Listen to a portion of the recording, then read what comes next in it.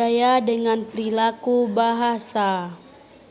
Budaya dan perilaku bahasa. Budaya adalah suatu cara hidup yang berkembang dan dimiliki bersama oleh sebuah kelompok orang dan diwariskan dari generasi ke generasi. Budaya terbentuk dari banyak unsur yang rumit, termasuk sistem agama, politik, adat istiadat, bahasa, perkakas, pakaian, bangunan, dan karya seni. Bahasa sebagaimana juga budaya merupakan bagian tak terpisahkan dari diri manusia, sehingga banyak orang cenderung menganggapnya diwariskan secara genetis. Ketika seseorang berusaha berkomunikasi dengan orang-orang yang beda budaya dan menyesuaikan perbedaan-perbedaannya, membuktikan bahwa budaya itu dipelajari. Perilaku bahasa. Perilaku bahasa adalah tata keyakinan yang relatif berjangka panjang sebagian mengenai bahasa tertentu, mengenai objek bahasa yang memberikan kecenderungan kepada seseorang untuk beraksi dengan cara tertentu dengan cara yang disenanginya. Sikap positif terhadap bahasa akan mempertimbangi keberhasilan belajar bahasa.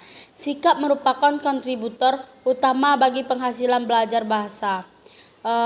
Di pertama, menemukan bagian perilaku bahasa ditandai oleh sejumlah ciri antara lain. Yang pertama yaitu pemilihan bahasa dalam masyarakat multikultural. Yang kedua, distribusi peredaran bahasa. Yang ketiga, perbedaan-perbedaan dialektikal. Yang keempat yaitu problem yang ditimbul sebagai akibat adanya interaksi antar individu. Faktor-faktor bahasa dalam konseling lintas budaya. Dalam konseling lintas bahasa, beberapa faktor bahasa yang perlu diperhatikan. Yang pertama yaitu kemampuan bahasa konselor. Kemampuan konselor dalam berkomunikasi dalam bahasa yang dimiliki klien atau dalam bahasa sumber klien. Yang kedua, terjemahan. Penggunaan penerjemahan profesional atau teknologi penerjemah untuk memastikan pesan disampaikan dengan akurat. Yang ketiga yaitu kosakata khusus. Adanya istilah khusus atau fase dalam bahasa yang mungkin sulit dipahami atau diterjemahkan ke dalam bahasa lain. Yang keempat yaitu budaya dan norma. Perbedaan budaya dan norma dapat dipengaruhi interpretasi, pesan, dan makna.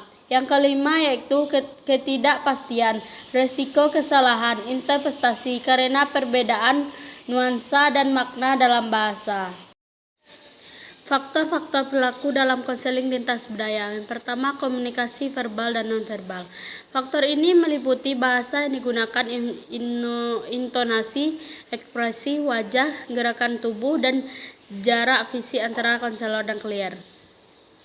Yang kedua, nilai dan keyakinan. Nilai-nilai budaya dapat mempengaruhi perilaku klien dalam konseling, misalnya pandangan tentang kesehatan mental, keluarga, agama, dan otoritas dapat bervariasi antar budaya. Yang ketiga, norma sosial.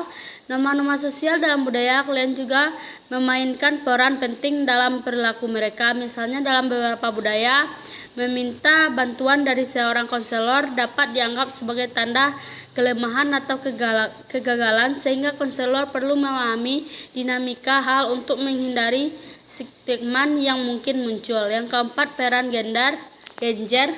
Peran gender dapat mempengaruhi bagaimana klien berperilaku dalam konseling serta bagaimana konselor merespon mereka. Yang kelima, gaya kepribadian. Gaya kepribadian individu juga mempengaruhi perilaku dalam konseling. Beberapa klien mungkin lebih ekspresif dan terbuka, sementara yang lain mungkin lebih tertutup atau berhati lain.